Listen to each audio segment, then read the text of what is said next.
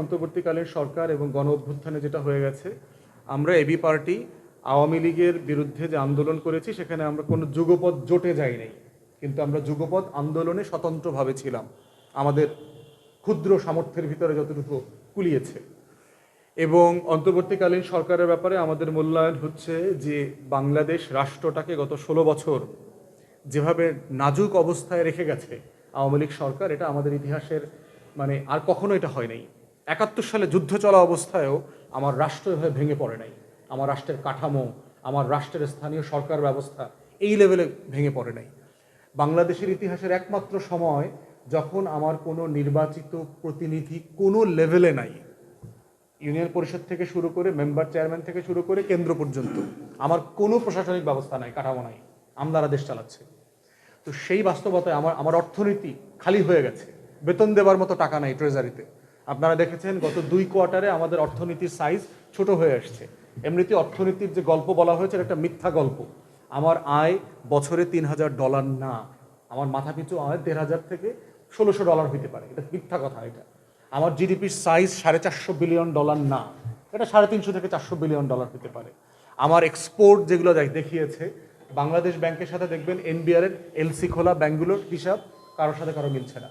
সরকার বলছে যে প্রায় $24 বিলিয়ন এক্সপোর্ট এডিশনালি মিথ্যাচারের মাধ্যমে লুটপাট করে দেখানো হয়েছে শুধুমাত্র টাকা পাচার করার কারণে। এনবিআর এর রিপোর্টে আমরা দেখেছি যে আপনার বাংলাদেশ ব্যাংকের রিপোর্টও দেখেছি যে গত প্রায় 13-14 সাল থেকে শুরু করে 19-21-22 সাল পর্যন্ত $45 বিলিয়ন যে টাকাটা আমার এক্সপোর্ট মানি আসার কথা, এই টাকাটা দেশে আসে নাই। এই টাকাটা হলো পাচার হয়ে গেছে। যেটা শ্বেতপত্র বলেছে যে প্রতি বছর $16 বিলিয়ন অ্যাভারেজে পাচার হয়েছে। আমি মনে করি এই সংখ্যাটা অনেক বেশি, কারণ তারা আসলে প্রকাশিত তথ্য, টিআইবির রিপোর্ট, বাংলাদেশ ব্যাংকের রিপোর্ট, এনবিআর এর রিপোর্টের উপর ভিত্তি করে এটা করেছে। এটার পরিমাণ $20 থেকে $25 বিলিয়ন হবে ন্যূনতম পার ইয়ার। তো সেই রকম একটা বাস্তবতায় আওয়ামী লীগ বাংলাদেশকে যেখানে রেখে গেছে, সেখানে বাংলাদেশে এখন দুর্ভিক্ষ হবার কথা ছিল, সেখানে বাংলাদেশে এখন গৃহযুদ্ধ চলবার কথা ছিল। আওয়ামী লীগের নেতারা পর্যন্ত বলেছে লক্ষ লক্ষ মানুষ নাকি খুন হবে, কেউ খুন হয়নি। যেই লেভেলে গণ অভ্যুত্থান হয়েছে, যেই লেভেলের পরিবর্তন হয়েছে পৃথিবীতে, এবং যেই লেভেলের ঘটনাগুলো অন্য দেশে ঘটেছে, তার তুলনায় বাংলাদেশে অনেক বেশি শান্তিপূর্ণ ক্ষমতার হস্তান্তর হয়েছে। এবং এটাই হচ্ছে অন্তর্বর্তীকালীন সরকারের সবচেয়ে বড় অবদান, যে দেশকে গৃহযুদ্ধ এবং দুর্ভিক্ষ থেকে সে বাঁচিয়েছে। এবং তার এখন সবচেয়ে বড় চ্যালেঞ্জ হচ্ছে দ্রব্যমূল্য, আইনশৃঙ্খলা পরিস্থিতি, সিচুয়েশনকে হ্যান্ডেল করা। এবং এটা সে করতে চেষ্টা করছে, আন্তরিকতায় ঘাটতি নাই, পেরে উঠছে না। কারণ টোটাল আইনশৃঙ্খলা বাহিনী এত বেশি পলিটিসাইজড হয়েছে, এত বেশি লোক আওয়ামী লীগ, ছাত্রলীগ এবং আপনার গোপালগঞ্জের, তাদেরকে আপনি লক্ষ লক্ষ বাতিলও করতে পারছেন না, কাজেও লাগাতে পারছেন না। এইরকম একটা সংকটের মধ্যে অন্তর্বর্তীকালীন সরকার আছে। তারপর আমরা আশাবাদী অর্থনীতি ঘুরে দাঁড়াচ্ছে। বাংলাদেশে প্রতি বছর প্রতিদিন আওয়ামী লীগের সময় 1.5 থেকে 2 হাজার কোটি টাকা লুট হয়েছে শুধু ব্যাংক থেকে। এই লুটটা গত 6 মাস বন্ধ আছে, বাংলাদেশে কোনো টাকা পাচার হচ্ছে না দেশ থেকে। আমার রেমিটেন্সের পরিমাণ বাড়ছে, রিজার্ভ স্লোলি বাড়তেছে, আমার এক্সপোর্ট প্রতি মাসের তুলনায় 9, 10, 11% করে বাড়ছে। বিদেশি বিনিয়োগের ব্যাপারে আগ্রহ তৈরি হচ্ছে। গত সপ্তাহে একটা টার্কিশ কোম্পানিকে দেখলাম, তারা বিনিয়োগ তৈরি করেছে, এখানে শুরু হচ্ছে। আমার বাংলাদেশের কয়েক হাজার জব তৈরি হবে এখানে, একটা টেকনোলজিক্যাল কোম্পানি। তো সেই সব বাস্তবতায় আমরা ধারণা করছি যে প্রফেসর ইউনূসের নেতৃত্বে দেশের অর্থনীতি ঘুরে দাঁড়াবে। এবং জাতিসংঘ এবং সুইজারল্যান্ডের ডাভোসে আপনারা যেটা দেখেছেন যে প্রফেসর ইউনূসকে যে লেভেলের সম্মান তারা দেখিয়েছে সারা দুনিয়া, এটা আমাদের জন্য অনেক সম্মানের এবং মর্যাদার। প্রফেসর ইউনূস ছাড়া এই অন্তর্বর্তীকালীন সরকার যদি অন্য কোনো হাতে পড়ত, ভারতের যে পরিমাণ মিসইনফরমেশন, ডিসইনফরমেশন, প্রোপাগান্ডা, মাইনরিটি নির্যাতনের নাটকের গল্প আমরা দেখেছি, আমরা খুব বিব্রতকর অবস্থায় পড়তাম সারা দুনিয়াতে। আমাদেরকে জঙ্গি রাষ্ট্র বানায় দিত ভারত এবং আওয়ামী লীগ মিলে। প্রফেসর ইউনূসে থাকার কারণে যেটা হয়েছে, সারা দুনিয়াকে এই গল্প, গাল গল্প তারা বিশ্বাস করাইতে পারে নাই। অতএব এটা আমাদের জন্য একটা হিউজ ইতিবাচক জায়গা যে ওনার মতো একটা বৈশ্বিক ব্যক্তিত্বকে আমরা আমাদের এই সরকারের সম্মুখ ভাগে পেয়েছি। সংস্কারের ব্যাপারে আমাদের বক্তব্য হচ্ছে যে সংস্কারের ব্যাপারে সরকারের যে কমিটমেন্ট সেটা তারা রাখছে। তারা ইতিমধ্যে কমিশন করেছে, রিপোর্টগুলো আসছে।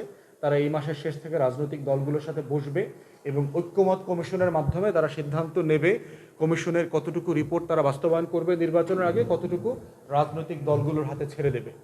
নির্বাচনের ব্যাপারে এবি পার্টির প্রস্তাবনা হচ্ছে যে আমরা ধারণা করছি 1.5 থেকে 2 বছরের ভিতরে নির্বাচন হওয়া উচিত। শুরুতে যেটা বলেছি আমাদের প্রধান উপদেষ্টার সাথে দেখা হওয়ার পরে, এবং একই টাইমলাইন বর্তমান সরকারের পক্ষ থেকেও দেওয়া হয়েছে, ডিসেম্বর থেকে আগামী জুন জুলাই, যেটা আমাদের 1.5 থেকে 2 বছরের যে এস্টিমেশন সেটাকেই তারা অ্যাফার্ম করেছে। এর বাইরে হচ্ছে কম বেশি যদি করতে হয় সেটা রাজনৈতিক দল, অংশীজন, ছাত্র জনতা যারা আছেন, নাগরিক কমিটি, বৈষম্য বিরুদ্ধে ছাত্র আন্দোলন, তাদের দল সবার সাথে পরামর্শ করে একটা ঐক্যমতের ভিত্তিতে করতে হবে। এইটা আমাদের ইতিহাসের একটা ঐতিহাসিক বাস্তবতা, ঘটনা। আমরা বোধ করছি যে বাংলাদেশের রাজনীতির গতিপথ, বাংলাদেশের রাজনীতির মনস্তাত্ত্বিক জায়গাটা মানে ফান্ডামেন্টালি মৌলিকভাবে পরিবর্তন হয়ে গেছে। যারা এখনও পুরাতন আমলে বাস করছেন, পুরাতন আমলের রাজনীতি করবার চেষ্টা করছেন, চাঁদাবাজি, নদী, হাট, ঘাট, মাঠ দখল, ইজারা আর ফুটপাতের বাণিজ্যের রাজনীতি করবেন, তারা আসলে ডাইনোসর হয়ে যাবেন। এই ব্যাপারে আমরা প্রিটি কনফিডেন্ট। বাংলাদেশে ওই রাজনীতি আর থাকবে না। 60% জনগোষ্ঠীর বয়স 30-এর নিচে, 35-এর নিচে। এই জনগোষ্ঠীর কাছে পুরাতন রাজনীতির ন্যূনতম কোনো আপিল নাই। অতএব বাংলাদেশ বদলাইতেই হবে, বদলে যাবে, কেউ ঠেকাইতে পারবে না। এটা কার নেতৃত্বে বদলাবে সেটা ডিপেন্ড করছে কারা তরুণদের পালস বুঝতে পারছে, কারা দেশের শিক্ষিত মধ্যবিত্ত মানুষের, রাজনীতি সচেতন মানুষের পক্ষে কথা বলতে পারছে, কারা তাদেরকে নতুন স্বপ্ন দেখাইতে পারছে, কারা জীবন ঘনিষ্ঠ আইডিয়া দিয়ে দেশের পলিসি চেঞ্জ করতে পারবে, ঠিক তারাই আগামী দিনে নেতৃত্বে আসবে। পুরাতন রাজনীতি বাংলাদেশে থাকবে না, এটা কবর হয়ে গেছে। শুধু এক দলের না, পুরাতন রাজনীতির কবর হয়ে গেছে। অতএব এবি পার্টি বিশ্বাস করছে যে বাংলাদেশের এই নতুন রাজনীতির ধারাতে আমরা ইতিবাচক অবদান রাখব, নেতৃত্ব দেব, এবং সময়ের ব্যবধানে তরুণদের আকাঙ্ক্ষা, বাংলাদেশিদের যে আকাঙ্ক্ষা, নতুন বাংলাদেশ 2 গড়বার যে আকাঙ্ক্ষা, সেই আকাঙ্ক্ষা আমরা পূরণ করব। দেখেন, আমাদের দলের এখন যে সক্ষমতা আছে, আমরা 30-35টা আসনে প্রার্থী দিতে পারবো। কারণ আপনারা তো বুঝতে পারছেন যে আমরা দল করেছি 4-5 বছর হয়ে গেলেও আসলে তো আমরা দলের জন্য কাজ করতে পারি নাই। আমরা ছোট দল ছিলাম, নবীন দল, আমাদের পরিচিতি ঘাটতি ছিল। লক্ষ্মীপুরে আমি প্রোগ্রাম করতে গিয়েছি, আমার মনে আছে আমাদের একটা ছোট্ট প্রোগ্রামে পুলিশ 144 জারি করে দিয়েছে। আমরা তো 20 সালে হাসিনাকে চ্যালেঞ্জ করার মতো কোনো প্ল্যাটফর্ম ছিলাম না, এখনও না ইনফ্যাক্ট। তারপরে হচ্ছে কোনো কোনো জেলাতে এরকম হয়েছে এক সকালে 6 বার 7 বার 8 বার ভেন্যু চেঞ্জ করতে হয়েছে। তো আমরা আসলে দল বড় করবার জন্য যতটুকু এফোর্ট দেবার প্রয়োজন ছিল সেটা আসলে দিতে পারিনি। এখন পর্যন্ত আমাদের ধরেন 33-34টা জেলাতে কমিটি আছে, প্রায় 150+ উপজেলাতে কমিটি আছে। প্রবাসে যেখানে বাংলাদেশিরা থাকেন সেখানেও প্রায় ধরেন 11-12টা দেশে আমাদের কমিটি আছে। এখন গত 6 মাসে আমরা যেহেতু একটু ইতিবাচক পরিবেশ পেয়েছি, আমরা দল গুছানোর চেষ্টা করছি। আর জোটের ব্যাপারে হচ্ছে আমাদের বক্তব্য হচ্ছে, নির্বাচনের ব্যাপারটা তো এখনও অনিশ্চিত। আমরা নীতিগতভাবে এখনও কোনো জোটের আলোচনা আমাদের দলের মধ্যে শুরু হয় নাই। এটা আপনারাও মানে একমত হবেন, যেটা নর্মালি নির্বাচন আসার 3 মাস 4 মাস আগে এই আলোচনাটা শুরু হয় জোটের রাজনীতিতে। মোটা দাগে আসলে কি হতে পারে? মোটা দাগে হতে পারে, দেখেন যে আওয়ামী লীগ নিষিদ্ধ হবে কিনা রাজনৈতিক দল আকারে, অথবা আওয়ামী লীগ নির্বাচনে করতে পারবে কিনা, এই বিষয়টা এখনও অনিশ্চিত একটা জায়গাতে আছে। সেখানে রাজনৈতিক দলগুলো কি করবে না করবে, সেই জায়গাতে আওয়ামী লীগ খুব মোটা দাগে নির্বাচন করতে পারবে বলেও আমরা মনে করছি না। সেখানে বিএনপি ক্ষমতায় আসাটা মোটামুটি নিশ্চিত, যে কোনো ফর্মে, সেটা 6 মাস 1 বছর 2 বছর পর যখনই নির্বাচন হোক। কারণ বিএনপির মতো এই লেভেলে সংগঠন বাংলাদেশে অন্য কোনো রাজনৈতিক দলের এখনো নাই।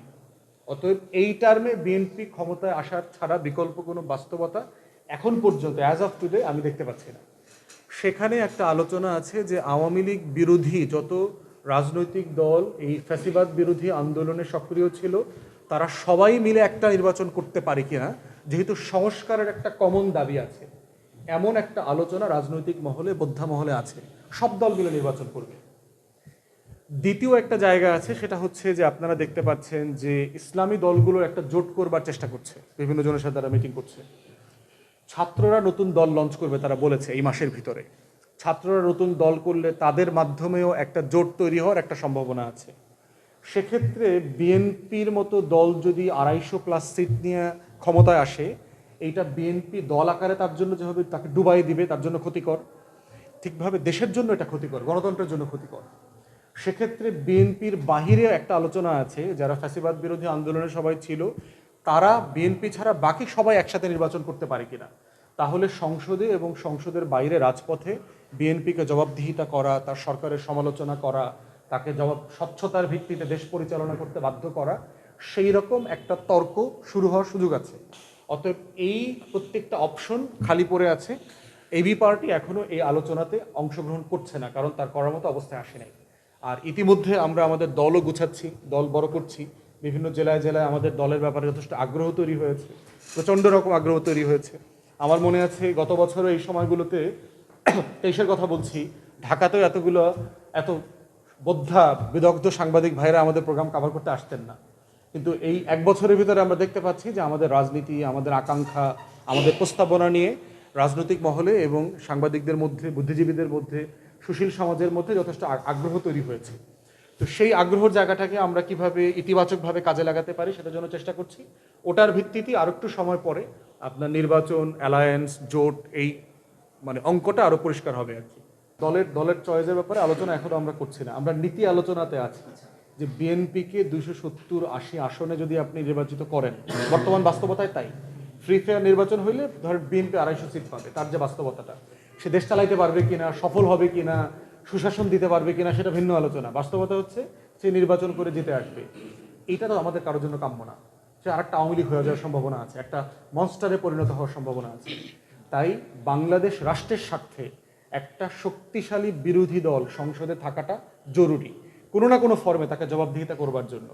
তো এই নীতিটাকে সামনে রেখে আমরা কিভাবে নির্বাচনটা করব, কিন্তু মোদ্দা নীতিটা ঠিক আছে আমাদের সবার মধ্যে, যে আমরা গণ অভ্যুত্থানকে ধারণ করি, আমরা 71 এবং 24-এর মুক্তির লড়াইকে ধারণ করি, আমরা সাম্য, মানবিক মর্যাদা, সামাজিক সুবিচারের ভিত্তিতে বাংলাদেশকে পরিবর্তন করতে চাই, আমাদের স্বাধীনতা, সার্বভৌমত্ব, জাতীয় স্বার্থ, আত্মমর্যাদা, এগুলোর প্রশ্নে আমরা সবাই একমত। কিন্তু তার বাইরেও রাজনৈতিক দলের ভিতরে একটা ভদ্রোচিত কম্পিটিশন, প্রতিযোগিতা থাকবে এবং থাকতে হবে। আমরা এটার বিরুদ্ধে কথা বলবো, একজন একজনের পলিসিকে সমালোচনা করব, কিন্তু সেটা গণতন্ত্রের বিপক্ষে না, এটা গণতন্ত্রের পক্ষের একটা জায়গা। ভারত তো বিপদে ফেলার চেষ্টা এর আগে করেছে এবং সেটা সে করে যাবে তার মনস্তাত্ত্বিক সংকটের কারণে, কিন্তু মৌলিকভাবে বিপদে আসলে বাংলাদেশ পড়বে না। কারণ আওয়ামী লীগকে পুনর্বাসন করা, ভারতের স্বার্থ রক্ষা করবার রাজনীতি ফিউচারে যারা করবেন তাদের অবস্থা হচ্ছে 32 নম্বরের মতো হবে। আমরা তো এখনই জানি, অলরেডি প্রশাসনের মাধ্যমে আমরা খবর পাচ্ছি আওয়ামী লীগের নেতারা সবাই তো আর ভারত যায় নাই, কাদের বাড়িতে লুকায় আছে, তাদের বস্তাগুলো কোথায়, তাদের দোকানের মালিকানা কোন জায়গা থেকে কোন জায়গায় পরিবর্তন হয়েছে, এগুলোর এই রাজনৈতিক ব্যানারে চাঁদাবাজির কথা আমরা অলরেডি জানি। তো সেই বাস্তবতায় আমরা বোধ করছি যে বাংলাদেশে রাজনীতি হইতে হবে বাংলাদেশে 24-এর যে স্পিরিট, গণ অভ্যুত্থানের স্পিরিট, আমার স্বাধীনতা, আমার সার্বভৌমত্ব, আমার আত্মমর্যাদা, আমার জাতীয় স্বার্থ, এটাকে সামনে রেখে রাজনীতি করতে হবে। যারাই আওয়ামী লীগের পুনর্বাসনের রাজনীতি করবেন তাদের অবস্থা হচ্ছে আওয়ামী লীগের মতো হয়ে যাবে। তো সেই জায়গায় ভারত আমাদেরকে ডিস্টার্ব করবে, কিন্তু এটাকে সরকার যথেষ্ট বুদ্ধিমত্তার সাথে কৌশলে মোকাবেলা করছে, জনগণও সজাগ আছে। ভারতকেও বুঝতে হবে যে আমাদের এই সমস্যার সমাধান আলোচনার মাধ্যমে করতে হবে। আওয়ামী লীগকে পুনর্বাসন করে অথবা আওয়ামী লীগের মতো আরেকটা জাতীয় পার্টি বানায় পুনর্বাসনের রাজনীতি বাংলাদেশে আর ওয়ার্ক করবে না, সময়টা বদলে গেছে। এই বাস্তবতাটা ভারত যত তাড়াতাড়ি বুঝবে, অত তাড়াতাড়ি বাংলাদেশের মানুষের সাথে তার সম্পর্কটা ভালো হবে, উন্নত হবে, এবং আমরা সেটাই কামনা করি।